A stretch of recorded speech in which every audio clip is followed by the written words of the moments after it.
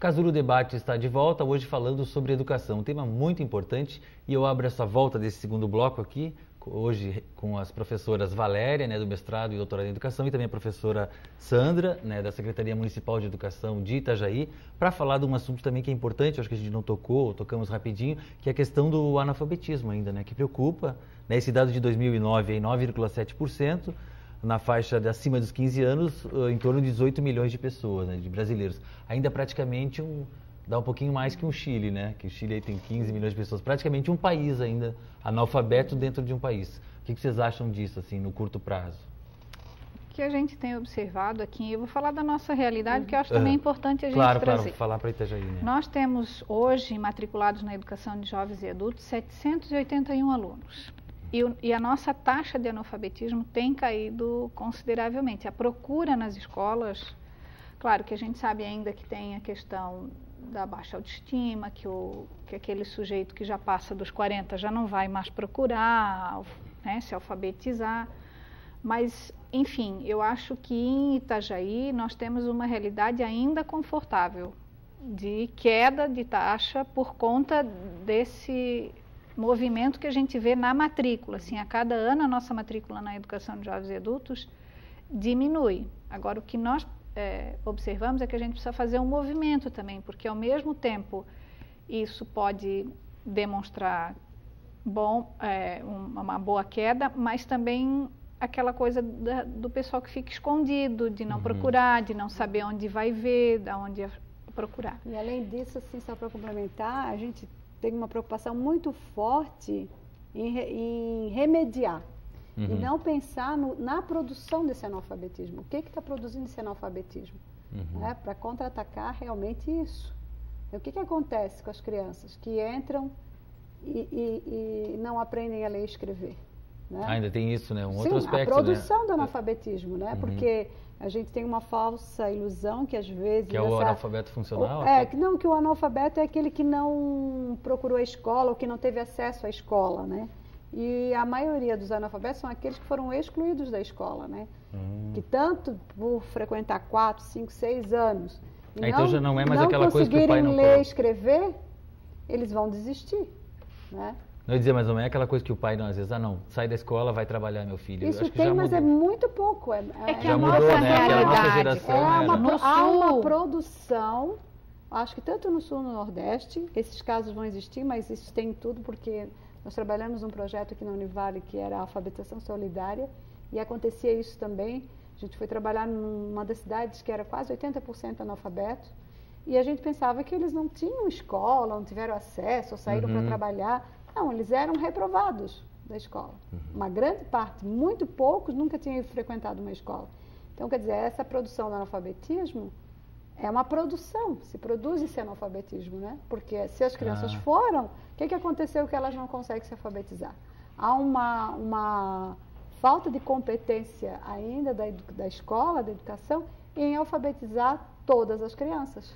É a questão do acesso, que é um dos desafios hoje da educação, é acesso a todos, por conta do distanciamento. Também hoje nós temos várias políticas que diminuem esse distanciamento, Então tem o programa de transporte escolar, tem o programa de acompanhamento. Eu estou querendo assim, botar mesmo na produção. Na produção. Quer dizer, são crianças que chegam até a escola. Essa pessoa que bate na escola ela e volta. Ela chega na escola e não se alfabetiza. Por isso que eu tô... Então, assim, falta, ela não porque ela desiste, a própria... As condições que ele encontra? Falta de competência, de metodológica, uma grande maioria das vezes, e a gente atender às diferenças. É porque não as falta formas diferentes de aprender. Não falta política pública de acesso. Quer dizer, por mais que a gente ainda tenha crianças na realidade fora, do Brasil é na realidade do Brasil é diferente da nossa realidade aqui, Agora, hoje nós temos na rede municipal de ensino 30 mil crianças. 30 mil crianças? Não temos notícia, registro em Itajaí de crianças que estejam fora da escola. Porque há uma... O nível no Sul sempre é mais alto, Há uma regulação muito grande e os conselhos tutelares nesse processo são muito eficientes. Então, eu acho que ainda há uma regulação. Agora, esse problema que a Valéria aponta é seríssimo, porque tem transporte, tem acesso, tem a regulação dos conselhos. Tem o Bolsa Família tem também. Tem o Bolsa Família. E as crianças mas as crianças mesmo assim vivem ainda o fracasso. Vivem o fracasso. E o fracasso dentro de uma escola, né, que ela tem um currículo acadêmico baseado na leitura escrita, né? Claro, é essa a base da escola. E a criança que não consegue se alfabetizar, ou que se alfabetiza, ainda não é uma... Ela fica traumatizada, aquela coisa fica... Não, ela não consegue para os outros anos, ou ela vai de qualquer jeito, ela vai se sentindo um fracasso na vida acadêmica, até chegar o momento que ela vai sair da escola, né? E como o Brasil perde ainda ontem, vendo o programa até do Caco Barcelos, ele mostrou a moça, né, que até estava roubando, foi julgada porque tinha roubado remédio para o filho, né? Daí aí a juíza falava com ela, não entendia o que a juíza falava, era muito assim constrangedor, né? Aquele horário nobre falando, ela era analfabeta, né? O quadro, 19 anos, acho que 2 filhos, e aí claro, sem marido, aquela coisa toda, e aí no desespero entrou numa farmácia e roubou alguma coisa para dar para o filho, um remédio, alguma coisa. Então assim, 19 anos, né? Um ser humano perdido, né? No Rio de Janeiro. É necessário se repensar bem as prioridades da educação, e eu acho que aí na carreira do professor há um pouco investimento ainda na carreira, tem outros tantos na qualificação do professor, isso e aquilo, mas na carreira, para que realmente nós possamos pensar alternativas melhores, curriculares, metodológicas, para realmente, não basta todos estarem matriculados na escola, mas que todos aprendam. Que a gente brinca, né? Vai no Xerox aqui, às vezes, né? O pessoal, 2 vezes 3, eles não fazem, né? Tem que ir lá calcular, a gente fica assim pensando. Não, mas eu acho que não é o problema de usar o instrumento, porque se ele usa ainda o instrumento, ele é esperto. Ele vai buscar, ele sabe. Agora, o problema é se ele tem o conceito do que é a multiplicação.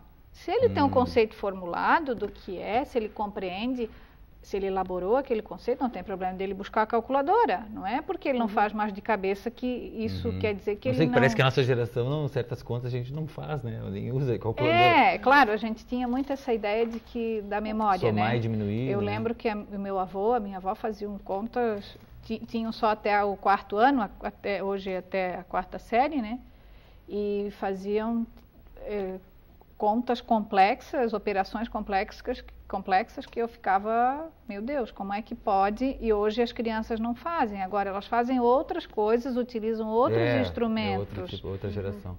Mas e eu queria falar um pouquinho de Itajaí e Balneário, que é a nossa região, assim, como está hoje a questão, por exemplo, financeira, o déficit de professores, como está isso, assim? Hoje a gente tem acho que não podemos dizer que se instaurou ainda, mas a gente está entrando numa crise realmente de falta de professores. Em Itajaí nós tivemos um concurso público, Navegantes fez um concurso público, Balneário Camboriú fez um concurso público. E quais as áreas que seriam? Para a educação básica. Para a educação básica. Como o município atende educação infantil, anos iniciais e finais, e o ensino médio é de responsabilidade do Estado. Né? Então, as licenciaturas em geral e a pedagogia.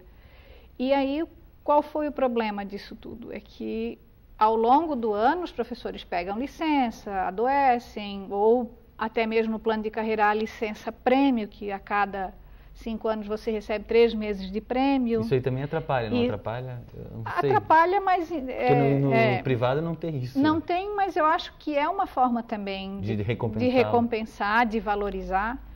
Então, nós precisamos contratar os professores. E a nossa dificuldade grande é de contratar, porque todo mundo se instalou nos concursos.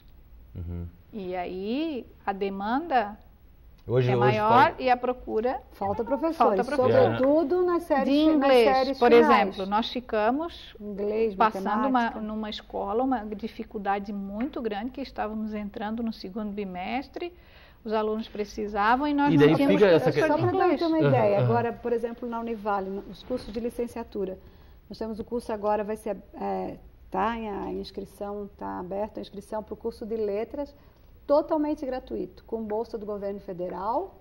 Pois é, que valor que é essa bolsa? Ainda tem para ele, tipo não, bolsa CAPES ou não? Para o estudo. Ele não paga? Ele não paga o estudo. Isso está aberto ou não? Está aberto, né? Então, quem tiver interesse pode? Muito interesse pode procurar aqui o núcleo de licenciaturas.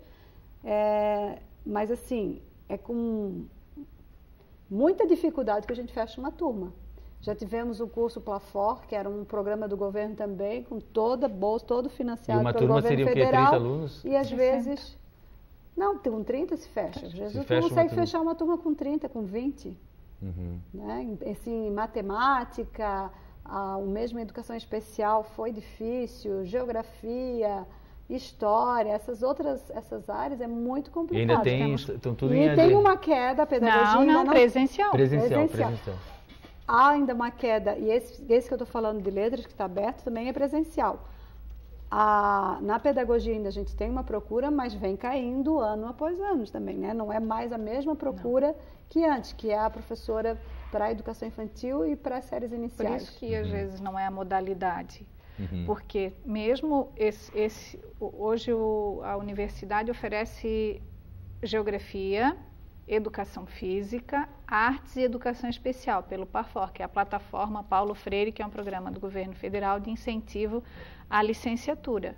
Então nós começamos com 60 alunos e vamos terminar cada turma com 20, 15. E totalmente financiado, totalmente gratuito. Esse é totalmente gratuito. O aluno vem... E esse de letras também vai ser presencial, totalmente gratuito. E nós temos... E é complicado, porque as pessoas não estão procurando a carreira do magistério. E aquela ideia, pegando esse gancho, essa ideia assim, de uma federalização, claro que já, em certa parte, já federalizado o apoio, né, a verba que vem do governo federal, mas essa ideia do senador, né, Cristóvão Buarque, que ele pelo menos tinha na campanha de federalizar o ensino, fazer uma carreira pública, né, uma carreira federal, que você... Claro que nem Itajaí não dá para competir com um município mais pobre, assim por diante, quer dizer, então você tem um professor que ele poderia girar, mas, por exemplo, ele vai dar aula em Penha com um salário federal, né? Então ele vai dar aula em Lages com salário federal, isso que seria bacana, né?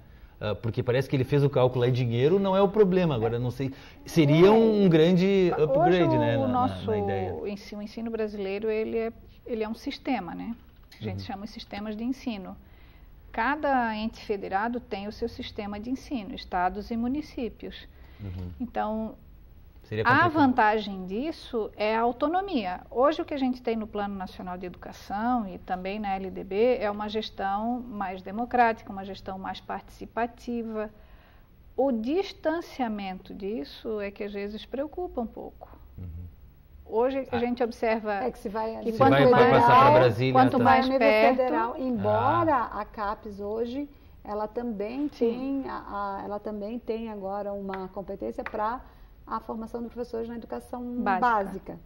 Então, quer dizer, está uma preocupação no governo federal. Agora, a federalização, a gente tem uma dúvida em relação... Eu não vejo ser uma vantagem muito grande. Eu acho que o governo federal poderia ter uma participação maior. Ou uma política mais efetiva.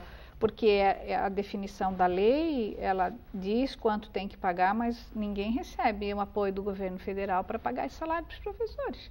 Tá certo. Gente, muito obrigado pela participação no programa aqui. Eu espero que vocês em casa tenham gostado também. Eu gostei muito de fazer. Gente, obrigado. Eu sei que a educação daria para falar muito mais. Então, gente, o Casulo de hoje fica por aqui. A gente volta na semana que vem. Até lá.